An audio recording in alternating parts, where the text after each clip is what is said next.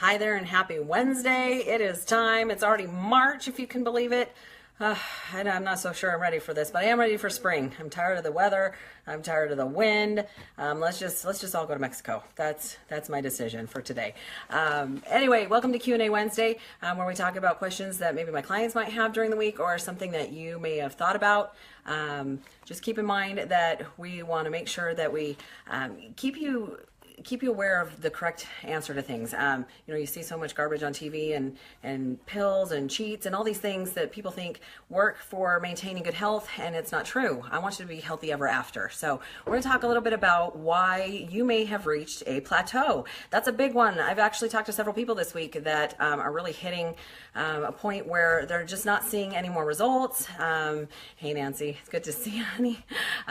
So we want to talk about why you may have hit a plateau. So, if you've gotten to a point where you feel, wow, I had great results in the beginning, why am I not reaching results anymore? I want you to kind of think about these questions that I'm going to throw at you today.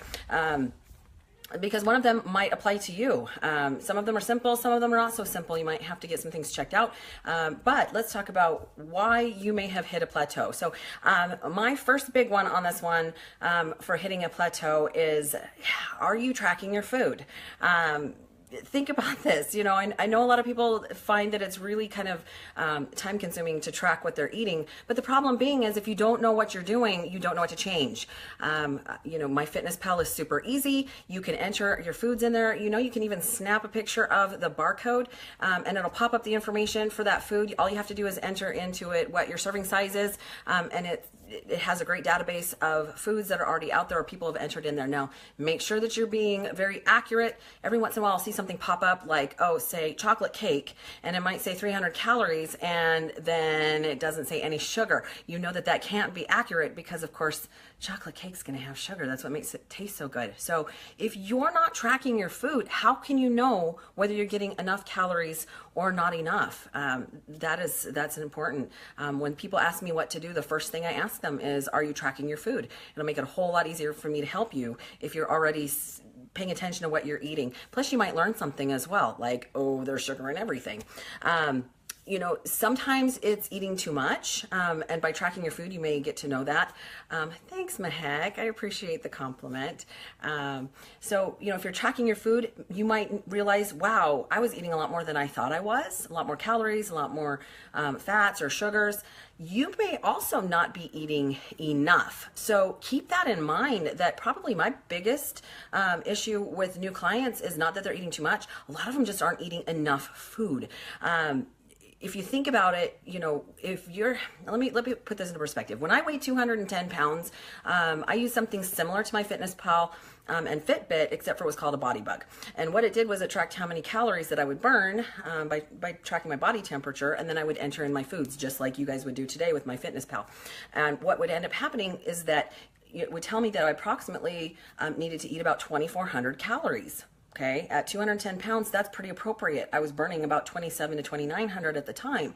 Now, as I got smaller and I started to burn fat, that number got smaller and smaller and smaller. Instead of needing to eat 2,400 calories to be getting enough fuel for my body, I actually needed 2,000, and then I needed 1,800. And now my resting metabolic rate is probably about 1,300 or 1,400 calories, but I actually have enough muscle that I still eat approximately 1,800 to 2,200 calories a day.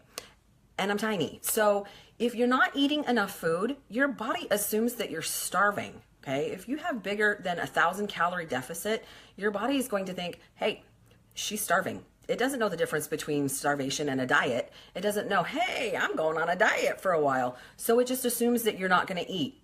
You're in famine. So it holds on to everything that you have. So by tracking your food, we can look at that and we can actually make changes in that. Same thing, if you love to bake and if you love to be in the kitchen and work alongside your family and you like to taste everything, guys, those are still counted as calories. You still have to pay attention to that. So by tracking your food, it gives you more of an accurate kind of view of where you're going with your calories that day. And we'll talk a little bit more about that because, of course, it's not just calories that count, it's the quality of calories. So we'll come back to that. Secondly, so tracking food's the first option. One of the reasons you may have plateaued, whether you're eating too much or not enough calories.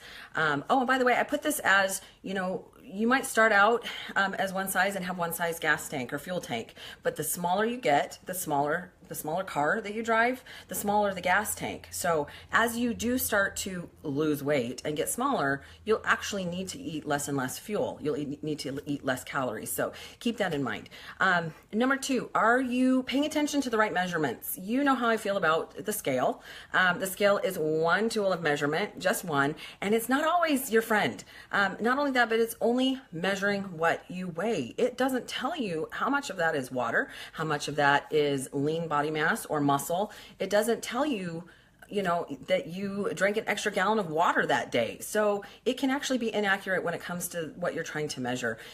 So for plateau, yeah, the scale may not have moved, but have your inches changed? Has your body fat percentage changed? I actually love it when my clients will take pictures, because when you side by side those pictures every few weeks, you can see whether or not that you're making changes. Your shape changes, your muscle will change. So to me, that's a much more accurate representation of where your body is going than the scale is. And even when people drop, I have clients who will drop 3 pant sizes and still be so devastated that the scale doesn't move. And I'm thinking, honey, you just bought a smaller size pair of pants. How can you not be so excited and thrilled about that? So again, maybe what you're paying attention to measurement wise isn't the most accurate for you. Pay more attention to how your clothes fit. That's a way better tool in seeing if you're going the right direction.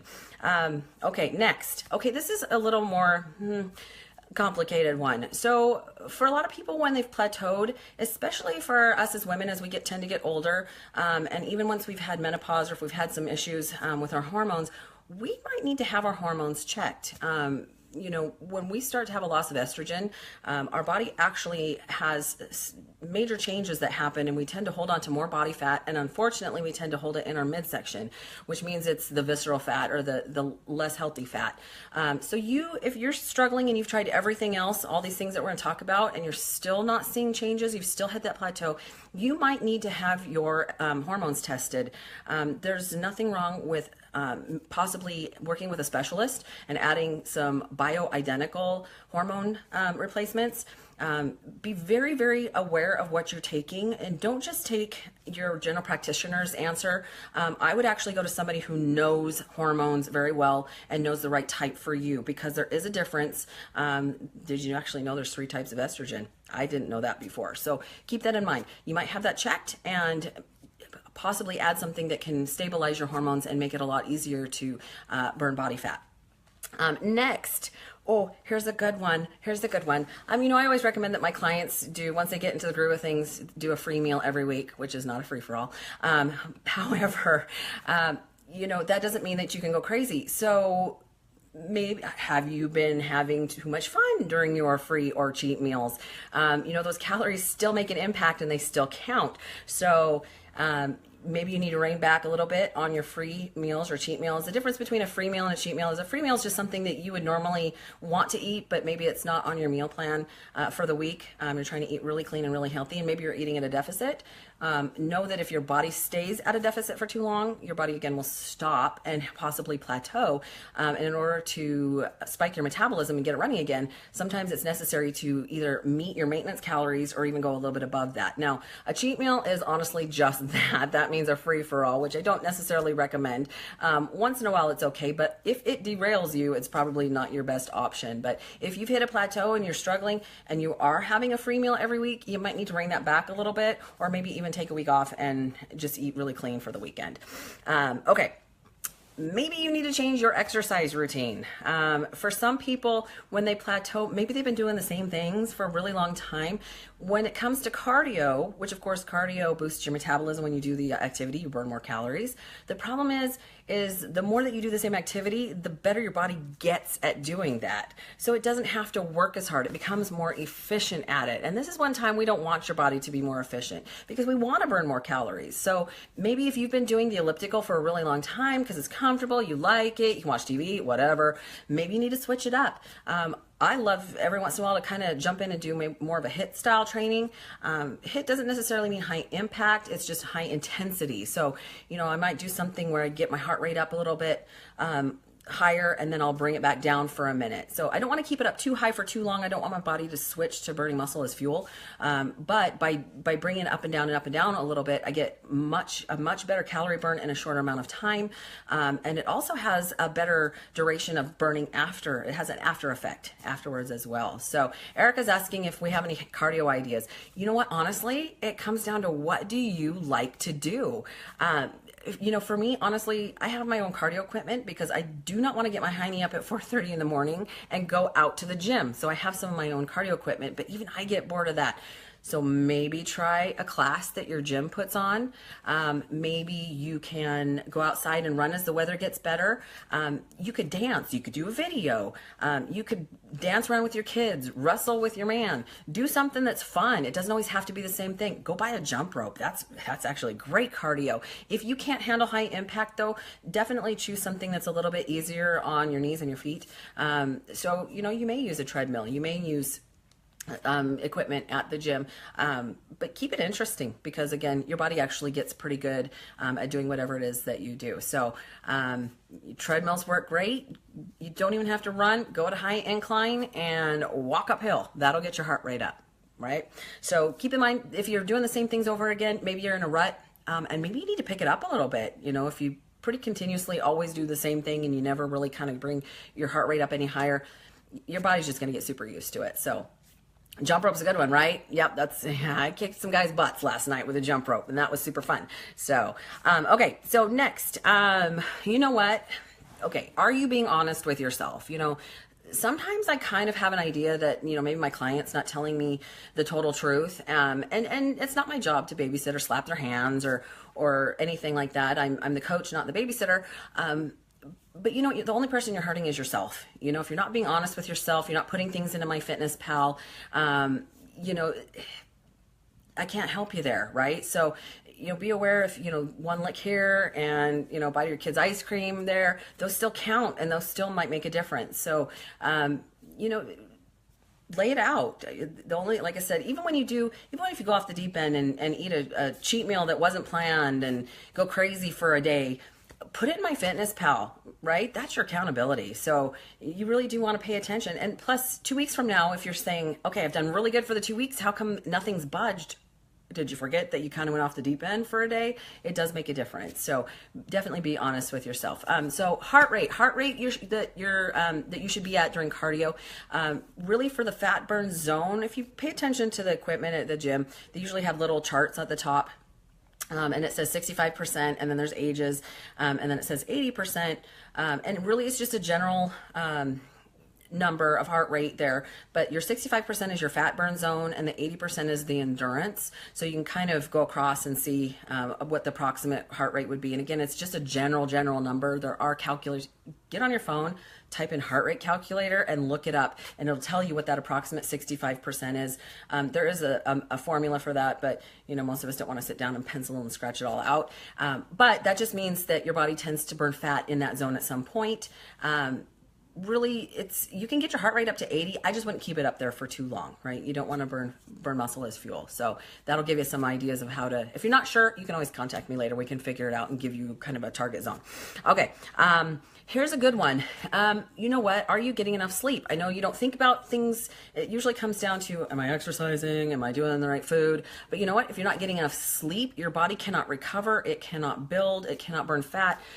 It has to get its energy from somewhere. And a lot of times when you don't get enough sleep, your body will actually require more food because it has to get energy from another source. So sleep can have a huge amount to do with it. Everybody's bodies are a little bit different, but you know, the average, you should be getting minimum 6 hours of sleep, and a lot of people require the full 8 before their body feels refreshed. So you know, just sleep can be a big part of that. For me, that's my biggest issue, is not enough rest and recovery. I have a hard time holding still. So okay, and how about stress level? Is your stress level too high? Cortisol makes a big difference in how your body responds. You know, if you're always in a stressful position and stressful state, especially if you have a job that tends to put you there, you know, that can keep your body from burning any fat or going any further towards your fitness goals. So between sleep and stress, that's something that you might have to fix. It's something you might not have thought of before. Look at your life, look at what's happening. Do you always kind of have that anxious feeling? because of the stress level in your life. Cortisol is designed in your body to do certain things, but it is the fight or flight response. But because of the way that the world works today and the type of jobs that we have, they're so stressful and our lives are so stressful, our body never quite shuts off. And unfortunately, that does other things, like doesn't allow our body to actually burn fat as fuel. So something that you might have to work with. And here's the deal. I hear it all the time. It's my job. I have to be there. Yeah, it's stressful. Okay, but I can't come in and quit that job for you. That has to be your choice. Nobody else can make that choice for you. Obviously, I'm going to work whatever job I need to support my family. But of course, I'd rather work something that makes me happy and passionate. So that's why I do what I do. But see if you can't reduce your stress level. Okay, next. Are you building muscle? If you're constantly just doing cardio and you're not doing anything else, cardio burns calories when you do cardio, but muscle burns more calories all the time, even while you sleep. So for every pound of muscle you have, you actually have to eat about an extra 50 calories a day to support that. So it actually raises your metabolism. A little bit of both. Those that know me know that I believe in doing things across the board. Consistency of doing a little bit of everything makes more sense than trying to kill myself doing cardio, but not taking care of the nutrition portion of my life. So, not just cardio. You got to do some cardio. You got to do some strength training. You got to eat right. And yes, that makes a huge difference. You cannot out exercise a bad diet. So get your nutrition in order, get your sleep in order, reduce your stress level. Those things, doing each of those consistently will actually get you much faster results than just giving all to one of those. So, that's why I try to teach more about a lifestyle. So that could possibly be a reason that you have plateaued, is you're not doing enough of the right things. Are you drinking enough water? Yeah, I get lots of people, hey, Melissa, what cleanse should I use? Honey, drink more water. If your body is made up with so much of it as water, your cells contain water, why would you not try to replace that and keep it flushing and keep the toxins flushing through your body? I think that's something that's super important. Not only that, but on a higher protein diet, sometimes you get a little stopped up. Yes, that's TMI. Get over it. So drinking more water will help your system run more efficiently and a little more smoothly. So that's super important. So if you're not getting enough water, you're probably not going to flush. You're going to actually retain water, believe it or not, which can affect the scale. So keep that in mind. Hi, Brianna. Okay, next. Another reason that I like to keep track of what people eat on MyFitnessPal is I think that most people don't understand how difficult it is to overcome sugar addiction. I know that it sounds weird that it's an addiction, but actually sugar, it has been proven by multiple studies that sugar actually lights up the same part of your brain as heroin and cocaine. So, and for anybody who's actually tried to get themselves off of sugar, there is an actual physical withdrawal when we stop eating sugar. So you might take a look at the things that you are eating on a regular basis that actually contain added sugars. I try to keep most of my clients under 50 grams of sugar per day, and the majority of that should come from fruit and not from added sugar from things like soda and, come on, granola bars have sugar. Even a lot of the protein bars these days have a whole lot of sugar in them. Some of them are just as bad as eating a candy bar. You might as well eat a Snickers. No, that is not permission to go eat a Snickers. It means stay out of the protein bars. So, keeping track on MyFitnessPal, it's not just the calories, guys. It's how much of each of the nutrients that you're eating, because quality of calories matter. For those of you that use MyFitnessPal, you know that it's kind of a form of if it fits your macros. I really don't have a problem with that. What I don't like about the whole if it fits your macros is people who use it like more as a loophole, like, hey, a Pop-Tart fits my macros today. That's great, but if that's all you're eating for your macros, you're going to have a problem. So, pay attention to your sugar intake, pay attention to the quality of calories. I like to tell people if you can't grow it or kill it, you probably shouldn't be putting it in your face, because if it has more than 5 ingredients, it is not a whole food. Okay, it's not clean. So the cleaner you eat, the better that you eat, the more your body, it works better. Your body doesn't know what to do with additives and preservatives, so it stores them as toxins, and that's not really something most of us want actually to have happen. So keep that in check. Also, I would still limit your fruit. Fruit is not a free-for-all. 2 servings a day is plenty. You should be getting the majority of your vitamins and minerals from whole foods like vegetables. Fruit is still great, but it still does contain natural sugar. So whenever you're eating fruit, I would definitely eat it alongside a protein, so it slows down the absorption rate of the sugars, so that it doesn't hit your bloodstream quite as fast. So just something to pay attention to. One other question that, are your macros in check? I don't know. I was kind of a product of dieting through the 90s, the early 90s, way back when they had this big thing on fats make you fat. Okay, guys, an abundance of anything can actually make you fat. But fat itself is not the problem. But from that era stems all these stupid low-fat diets and low-fat products. Okay, well, all of those low-fat products tend to have a lot of sugar added for flavor. And so a lot of people eat way too many carbs and way too many simple carbs, processed carbs. That's not the way to go. Your carbs should be complex carbs and come from whole foods, like grains and potatoes and oats and things like that. So are you way out of whack on your macros? Depending on what your goals are, we can work with that. There's different percentages depending on what you're trying to accomplish. So for those of us trying to build and maintain muscle, we tend to eat a little bit more in the way of proteins because that's how we build and maintain muscle. So just a few tips for you if you're hitting those plateaus, and go through that list and see if any of those work for you. Definitely my biggest tip is take pictures, right? Because you can see the greatest changes from those pictures. I don't have a whole lot of before pictures, and I wish I did, but of course when I was bigger I didn't want to take pictures.